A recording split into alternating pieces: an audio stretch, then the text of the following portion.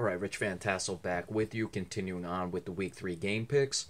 Also recording audio for WBJL Radio and YesU. Our next game, the Detroit Lions at 1-1 travel to Green Bay to play the 1-1 Packers. Injuries for the visiting Detroit Lions. All listed as questionable. Wallace Gilberry, defensive end. Riley Reef, offensive tackle.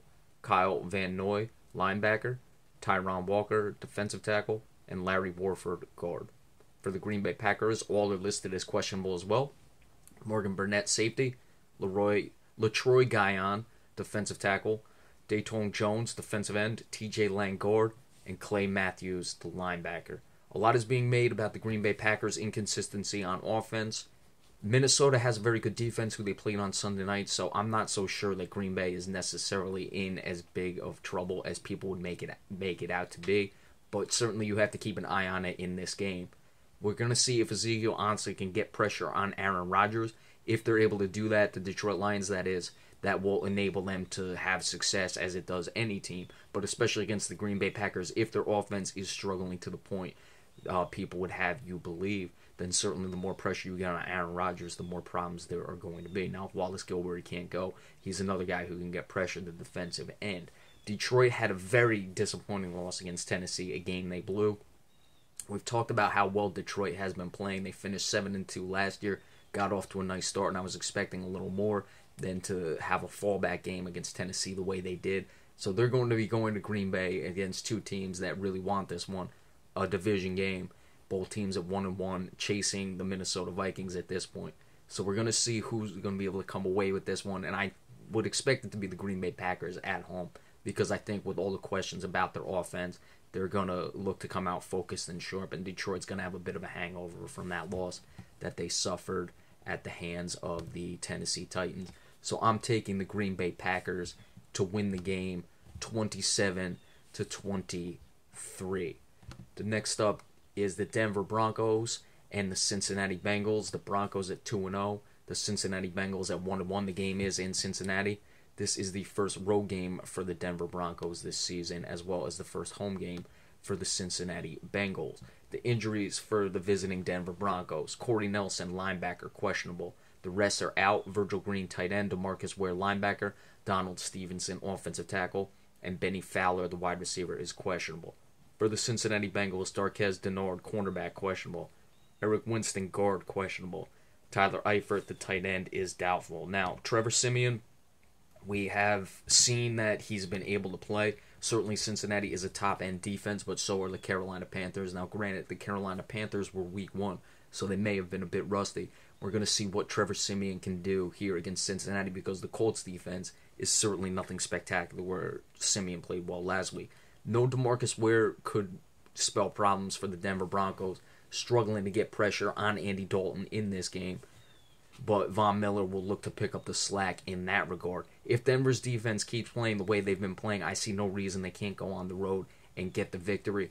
But I think Cincinnati is going to show Trevor Siemian something he hasn't seen before, and that's why I think Cincinnati is going to come away with a very hard-fought victory in a defensive battle in this game. I like it to be 20-16 in favor of the Cincinnati Bengals, getting a big win against the defending Super Bowl champions. Very interesting game in the next one. The Minnesota Vikings at 2-0 travel to Carolina to play the Panthers, who are 1-1. Of course, no Adrian Peterson for the Minnesota Vikings. He's placed on injury reserve, but that's the one where you can return. Matt Khalil, the offensive tackle, is also on injury reserve. Sharif Floyd, defensive tackle, is out. McCole Pruitt, tight end, and Xavier Rhodes, the cornerback, are questionable. Those are all for the Minnesota Vikings, that is. For the Carolina Panthers, Dean Marlowe, safety, is on injury reserve. Jonathan Stewart, running back, out. Kawan Short, defensive tackle, Trey Turner, guard, are both questionable. Jeremy Cash, linebacker, is doubtful. So a lot of injuries to some pretty key players. However, with the Carolina Panthers, Kawan Short, I would expect to go. He's big in the defensive side of the ball, defensive tackle, stopping a run game. But Jonathan Stewart, the running back, is out. Carolina relies heavily on the running game. So look for Fozzie Whitaker to pick up a bit of the slack. Xavier Rhodes, a big corner, left the game last week against the Green Bay Packers. They had to rely on Trey Waynes a bit. Certainly he had his ups and downs in that game. Xavier Rhodes, though, a big physical cornerback against the big physical receivers in Kelvin Benjamin and Devin Funchess that the Carolina Panthers have, they're going to need him to play. Sam Bradford looked very, very good against the Green Bay Packers in Minnesota's victory on Sunday night. So we're going to see if he can repeat that coming into this game. No Adrian Peterson, but he hadn't been playing well as is. So, will Matt Asiata be able to run the ball better? I don't know. That's something we'll have to see. Certainly coming back against the Carolina Panthers. Whether or not Kawan Short can play will determine that a lot. But Carolina has a very good defense. So it's going to be difficult for Minnesota to get their offense going in this game with Sam Bradford. But I expect Carolina to struggle as well with their offense without Jonathan Stewart and how good Minnesota's defense can play. So can Minnesota go on the road and get this victory? I think they are for some reason. I just see Minnesota getting this victory. Carolina, I think, has been a bit sluggish. They responded a little bit against the San Francisco team.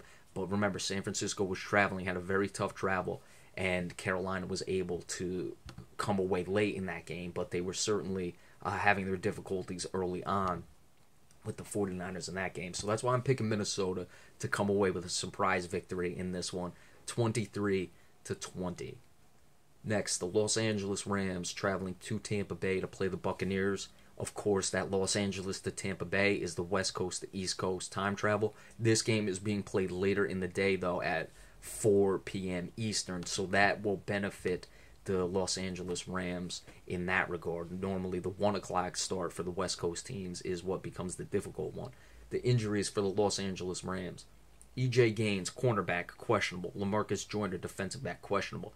Farrell Cooper and Nelson Spruce, the wide receivers, are doubtful. For the Tampa Bay Buccaneers, Luke Stocker, tight end, out. Levante David, linebacker, questionable. Robert Ayers, defensive end, out. Donovan Smith, offensive tackle, questionable. Ryan Smith, defensive back, questionable. And of course, Tampa Bay just recently released Austin Seferian-Jenkins, their other tight ends, so they're a little depleted in that regard. Los Angeles' offense has been terrible. They did get the big win against Seattle, but that's because their defense played well. Case Keenum has not been able to do anything thus far. Tampa Bay got shattered by Arizona last week. Of course, I was expecting Tampa Bay to at least be a bit more professional in that one. They weren't, but Arizona is one of the better teams in the league on the road, so I don't think Tampa Bay should feel too discouraged with themselves. They have a Rams team coming in. They have an opportunity to take advantage of, the 1-1 start and no one really running away with that South division. Everyone at best is 1-1, and the New Orleans Saints are 0-2. So with a struggling offensive team, Jameis Winston has got to carry this team to victory. Look for Doug Martin to be able to run the ball, even against that tough Los Angeles front four. And with the injuries, they are questionable. E.J. Gaines and LaMarcus Joyner, I usually expect questionables to go. But if either one or both of them are not able to go, then it will really be hard times for the Los Angeles Rams. The Rams' offense simply not good enough, and Tampa Bay is going to get this victory. It should be easy, but you never know. Tampa Bay is still a bit of a young team. I'd like the score to be 24-14 because Los Angeles' offense is not good enough, and we'll see if Tampa Bay can make sure that a poor team does not give them a run for their money in this one. All right, next up, the Seattle Seahawks are hosting the San Francisco 49ers. Both teams are 1-1. The injuries for the visiting San Francisco 49ers. Marcus Cromartie, cornerback, questionable. Ray Armstrong, linebacker, on injury reserve. Jaquizy Tart, safety, questionable. Anthony Davis, offensive tackle, out. For the Seattle Seahawks, Thomas Rawls, the running back, doubtful. Tyler Lockett, wide receiver, questionable. Nick Vannett, tight end, doubtful. C.J. Prossie, running back, questionable. Jermaine Ifedi, the offensive tackle, is doubtful. We'll start right there looking at the injuries for the Seahawks. Thomas Rawls, if he can't go, and Jermaine Ifedi also listed as doubtful on the offensive line. We know that Seattle's offensive line has been struggling of late, going back even to last season. So that's certainly something to keep an eye on in this one. Thomas Rawls not being able to run the ball, and if C.J. Prossie can't go, then they're relying heavily on Christian Michael, which, up and down guy throughout career journeyman, so I'm very curious about that one. San Francisco pounded the Los Angeles Rams, who do struggle on offense, but they did get the victory nonetheless, shut them out, and were playing well against Carolina. I just think the travel really affected them towards the end of that game, and that's when Carolina was able to take it away. Seattle got off to a slow start last year, and they're not off to the best of starts this year, especially on the offensive side of the ball. I expect a low-scoring game still, but I think Seattle will win the game, but their offense will continue to struggle, especially with the injuries. I'm liking 17-13 in favor of the Seattle Seahawks for this one. All right, the New York Jets and the Kansas City Chiefs. It's in Kansas City. Injuries first for the visiting Jets.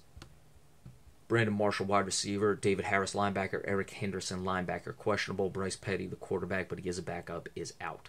For the Kansas City Chiefs, Phillip Gaines, defensive back, questionable. Jamal Charles, running back, doubtful. The rest are out. Sam Barrington, linebacker. Ja Reed, offensive lineman. Parker Arrington, offensive lineman. Marcus Peters, Brandon Marshall, key to watch that matchup in this game. Who's going to get the better of it? I'm expecting Brandon Marshall at questionable to go. And whoever wins that battle is going to win this game. Jets offense looked very good. They've had some additional time off, but early in the season, I don't know if that time off is necessarily the best thing because they played the Thursday game, especially the way they were rolling against the Buffalo Bills. So look for the Marcus Peters, Brandon Marshall matchup and what Alex Smith is going to be able to do finding Travis Kelce. Smith's played well this season, but remember, Kansas City got off to a slow start, and they had to come back against the San Diego Chargers. I like the Jets, after what I saw on that Thursday night game, to go on the road and get the win because Eric Decker is going to take advantage of his matchup. Expect Marcus Peters to shut down Brandon Marshall somewhat, but Eric Decker on the other side of the ball is going to be the one who makes the difference in this game for the New York Jets. All right, so we will be back in just a little bit. Give you the rest of the game picks for this Sunday of Week 3. Be sure to stay tuned for that. Thank you.